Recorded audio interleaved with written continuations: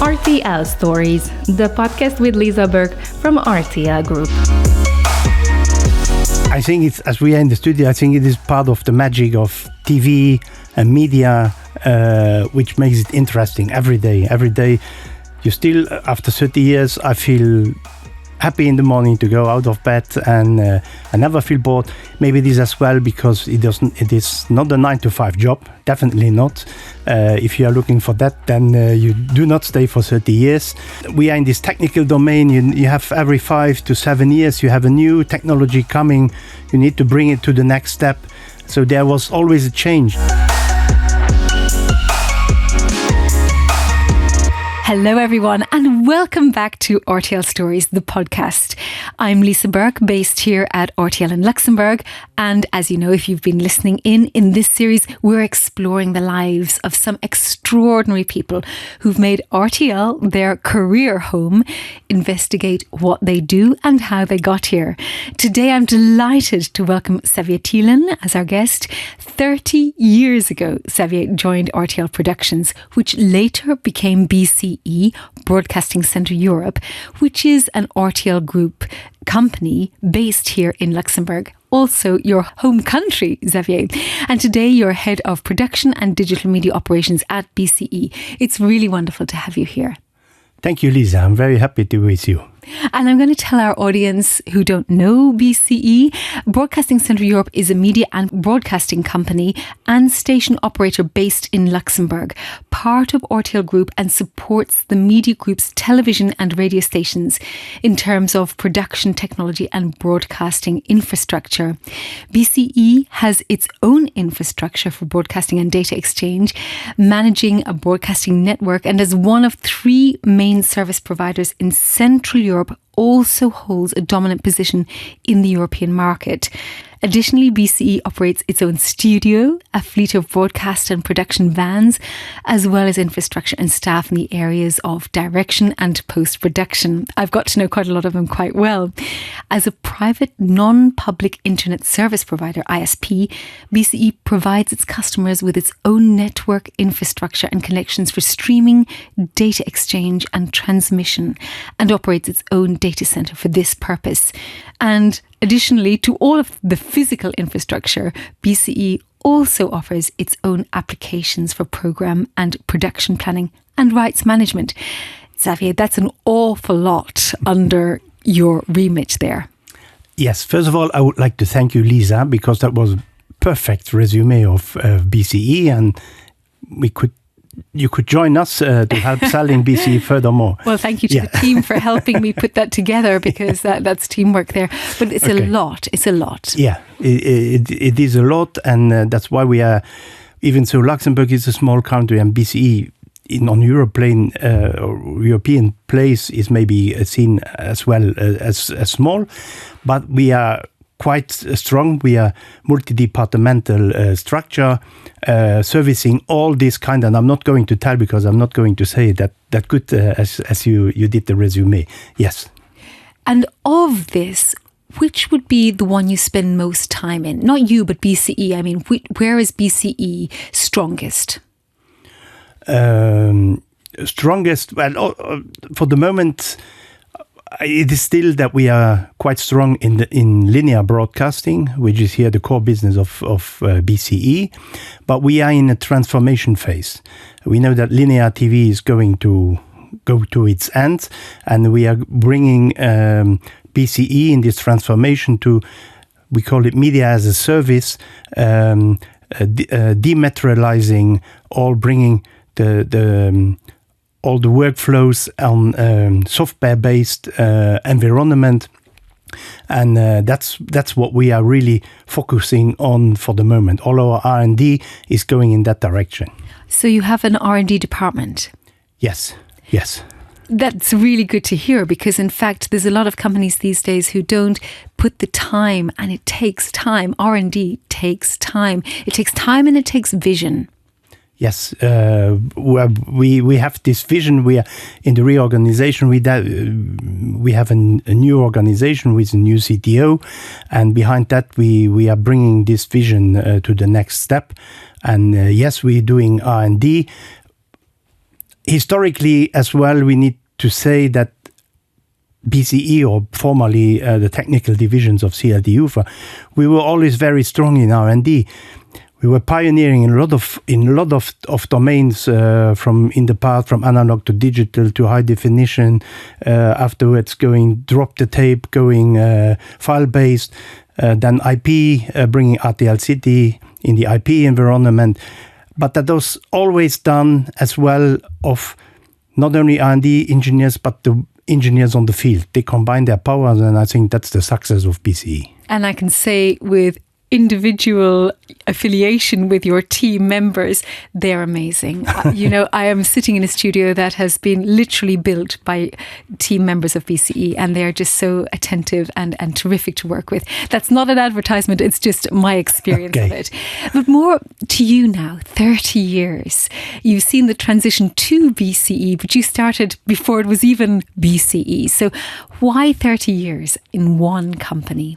I think it's, as we are in the studio, I think it is part of the magic of TV and media, which makes it interesting every day. Every day, you still, after 30 years, I feel happy in the morning to go out of bed, and I never feel bored. Maybe this as well because it is not a 9-to-5 job, definitely not. If you are looking for that, then you do not stay for 30 years. I think that's it. And as I said, we are in this technical domain. You have every 5 to 7 years, you have a new technology coming. You need to bring it to the next step. So there was always a change. And as you mentioned before, I started in Bertrange 30 years ago.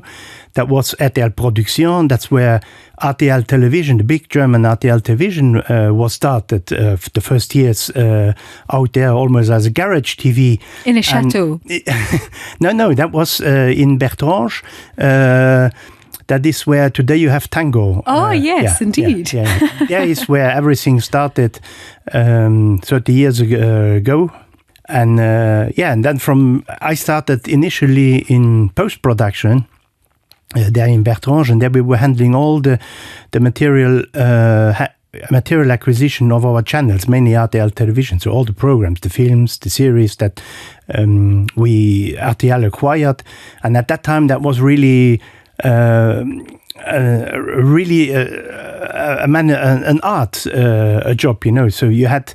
We were with the first movies, they were still telecine, so you got 35mm prints, and you made out of that a tape to be broadcasted afterwards on TV.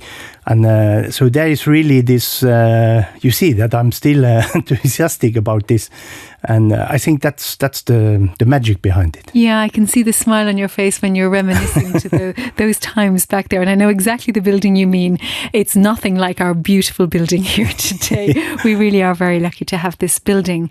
Now, thinking to that time and the enormous changes that you have seen, is there anything that you could not have guessed? There's so much change in 30 years in the way media operates. And I'm thinking also, looking back from this point, what could you have guessed and what could you not have guessed would happen? Because media has really changed. Media has really changed, and for 30 years it is a big step. When I said before we go in step of 5 to 7 years, then you see what is the next step, what is coming. I remember I started, there was the telefax was just coming out. Oh, yes. Imagine that. I do. Then, let's say 15 years later, I went with my son, then we went to a post shop to buy a mobile phone, and they had a telefax in the vitrine, in the exhibition there. And my son, he asked me, what is this? You see how this evolution is. And when I started, they had secretaries, they still were doing telex to message. Yeah. And so that was a huge invention at that time. Or I remember on a personal base when the mobile phones were coming out, they immediately said, well, at that time they were quite expensive, and I said the next step needs to be that everything is inside of a telephone, of a mobile phone. So that was coming then step by step, you see. And I think that's the normal evolution as well with TV.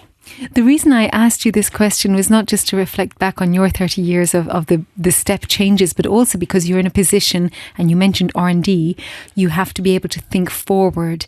And we're on the precipice of quantum computing and AI really changing things. So how are you integrating that into the R&D of BCE?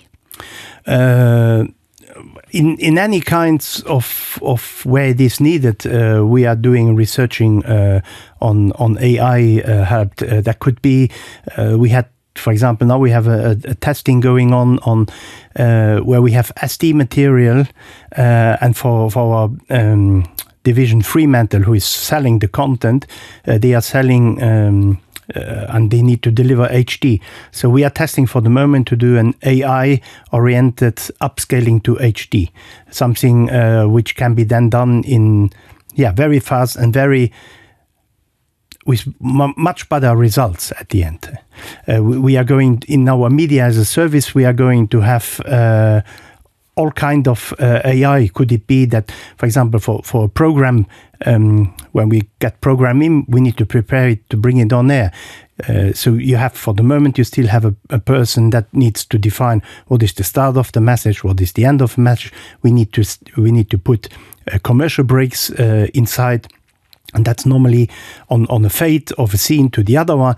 So that is for the moment all human-based. And we are doing evaluations on AI-based tools to recognize all this and predict what could be this. Mm-hmm. This, for an example, but there are hundreds of examples you could tell. Because it really will change things, and possibly exponentially. And so this probably feeds into your role today as head of production and digital media operations. So tell us precisely what your role means. But so my part, I'm in charge of the business unit production and digital media operation. The production part, that is mainly Luxembourg-based, so that is the studios we have, the outside broadcast fans, satellite news gathering, mainly for the Luxembourg market. Events. Events. For example, we do concerts. We are the host broadcaster for the football when the National League is playing. Then we have all these more formal events when the government related for National Day, when there is states visits, things like that. That is the production part. Inside of the studio, we produce corporate production. For example, we have a regular program for Luxembourg for Finance that's bi-weekly produced here in our studio. And for the Chambre TV, we have teams that are going and they produce inside of the Chambre when they are the plenary sessions. We have directors and video engineers producing the program to bring that on air. So that's a fulfillment of that. Then you have the digital media operation. That's a bit my origins, as I said, the post-production part, which was initially, let's say, going from, as I said, from analog tapes, digitization, and so on. And as we are now, since a couple of years, we are file-based oriented, and so it becomes more digital. That's why the new name is more the digital media operations, the handling of all the program acquisition. We do that for the channels that belong to the groups that are broadcasted here out of the building, or lately we have for RTL Netherlands, we are servicing them all the content for their Videoland platform, which is now on Bedrock, as well, an RTL Group company. So that is all file-based, and then going over web deliveries to the platform. And so through that then, is there any project that you're super proud of? Probably a few, but any that really stick in your mind? Yeah, there is always one, but as I said, you have these two parts. You have the production part. There are some where you are technically very proud, and then they have some you are just for the event. For technically proud, that was, for example, when we got in 2005, 2006, I think we got the brand new HD high division OB van, and around that time there was the Grand Duchess from Josephine Charlotte who died. So that was the first royal funeral produced and broadcasted in high definition out of Luxembourg. And when you are then, you are in charge of something like that, and everybody, I remember our CEO at that time, he came to me and said, I didn't sleep the whole night. I was so anxious. Something was going not to work fine, but then we make it happen.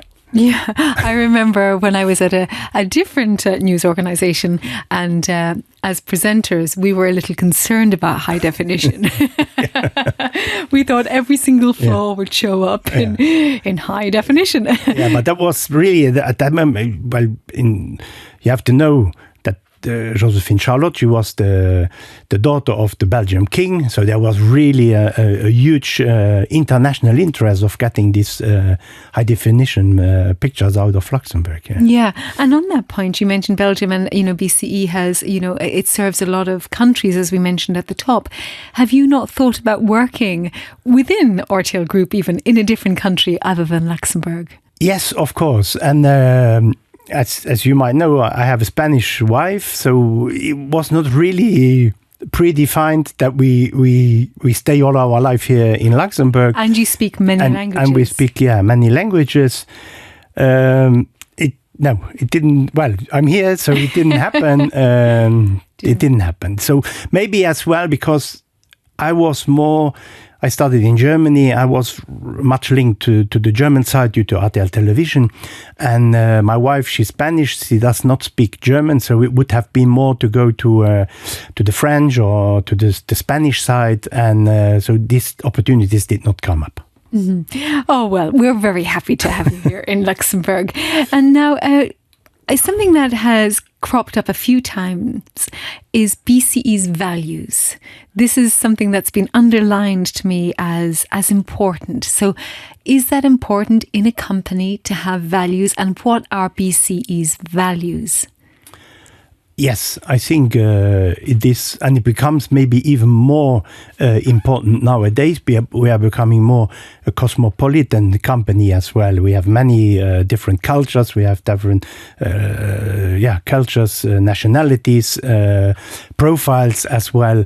And it is not anymore than when I started 30 years ago. We work like we were kind of a family. So it was kind of obvious to work together. So I think that is quite important. And then as well, compared to this transformation process that BCE is going on.